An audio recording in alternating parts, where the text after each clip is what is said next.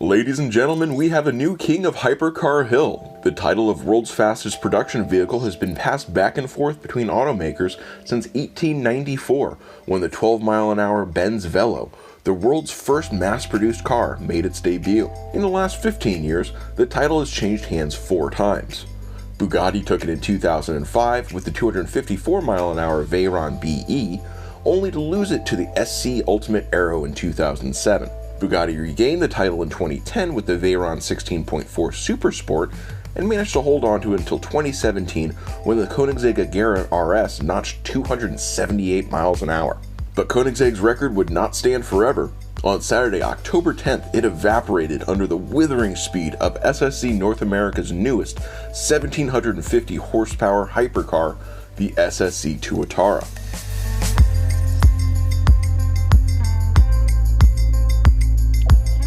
The Tuatara is the end result of more than a decade of R&D. Jared Shelby, no relation to venerated car designer Carroll Shelby, founded SSC North America in 1998, initially producing the SC Ultimate Aero from 2004 to 2013. In 2009, the company began laying out its plan for the Tuatara, revolving around a singular goal: overwhelming speed. While the Aero served as an initial testbed to see which technologies work best within the company's design parameters, the Tuatara was built as a blank sheet of paper, as Shelby explained to Engadget. Its overarching goal, as well as the philosophy of the company's design and engineering teams, was simply exceed. Shelby first sat down with former Pininfarina stylist Jason Castriota to create an aesthetically pleasing vehicle.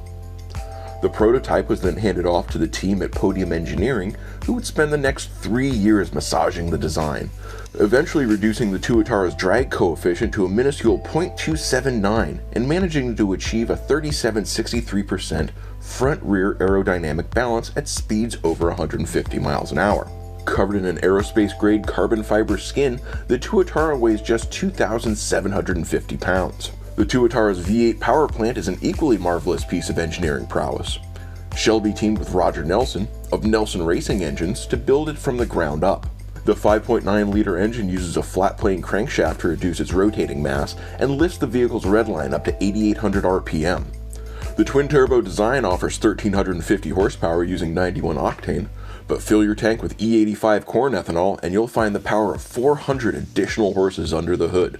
Not bad for an engine that weighs just 428 pounds. The power produced then runs through the Tuatara's automated 7-speed manual transmission, making shifting gears at speed a matter of simply tapping the paddles on either side of the steering wheel.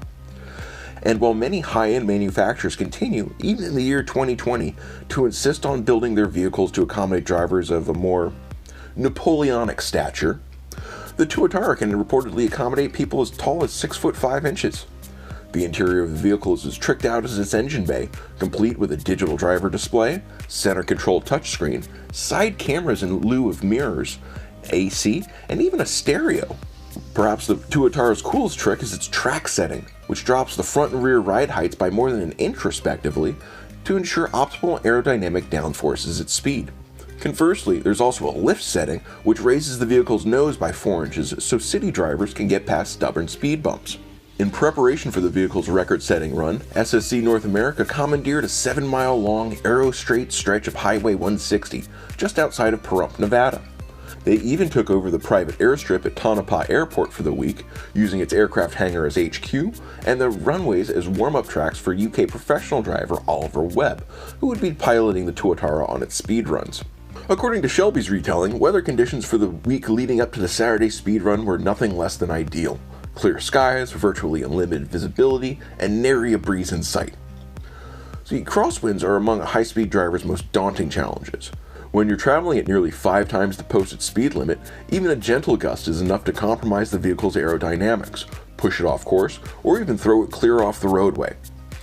As such, the SSC North America team spent the run-up repeatedly racing up and down the 7-mile stretch in rental cars, searching for asphalt seams, rough patches, and windbreaks, anything that might interfere with the Tuatara's traction and stability during its drive. So of course, the weather took a turn for the breezy as soon as the SSC team arrived on site early Saturday morning. Compounding the wind was the fact that even just after dawn, the ambient temperature was hovering around 98 degrees Fahrenheit, which could potentially play havoc with the vehicle's tire performance. But having come this far, the team decided to cautiously proceed despite the environmental challenges presented. Webb's first run of the day was an immediate success. The tuatara had hit 287 on both legs of its circuit, the average of which was enough for SSC North America to reclaim its previously held title of world's fastest production car. But Shelby was looking for more. Much more. Going into this challenge, Jared Shelby had hoped to achieve 500 kilometers per hour, or around 312 miles an hour. However, as wind conditions continued to deteriorate, the chances of actually accomplishing that speed dropped precipitously. On Webb's second run, he managed to coax the tuatara up to 301 miles an hour, but was getting blown around the roadway by a vicious crosswind near the midpoint of the course. This in itself was a huge deal. Only a handful of vehicles, like the Bugatti Chiron Supersport 300 Plus, have ever managed to crack the elusive 300 mile an hour goal. Webb's final run of the day was by far the most terrifying. A pair of sizable gusts shoved the tuatara over 2 lanes and onto the shoulder's rumble strip.